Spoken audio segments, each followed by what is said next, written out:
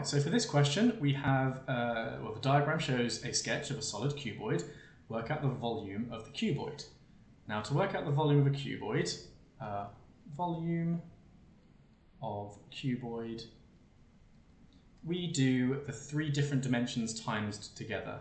You can call them what you like, really. I'm going to say it's the base times the width times the depth. But it depends how you think about it. You could call it length times width times height, height times width times depth. Maybe it makes more sense for me to replace this with height, but it really doesn't matter what you call them. You just have to times the three different dimensions by each other. So we need to do 4.5 times 3 times 5, and that will be the volume. So it's the calculator paper. We use the calculator.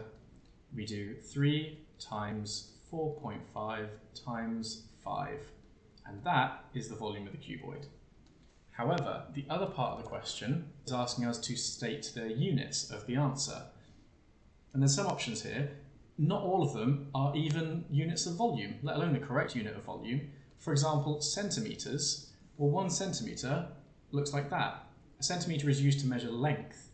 So it can't be centimetres, it could be centimetres cubed, because a centimetre cubed looks like this. It's like a 1 centimetre cube. And if we say it's 67.5 centimetres cubed, we are saying we could fit 67.5 of these cubes in our shape, in a way. So some of these, centimetres can't be that because that's not, it's not volume. Millimetres cubed, potentially, that is a unit of volume. Centimetre squared, it can't be that because, again, a centimetre square looks like this. And we can't use that to measure a 3D volume. So it couldn't be centimetres squared. It could be cubes, sort of, but then like how big are the cubes? That doesn't quite make sense either. And then cubic meters could be that because that's volume.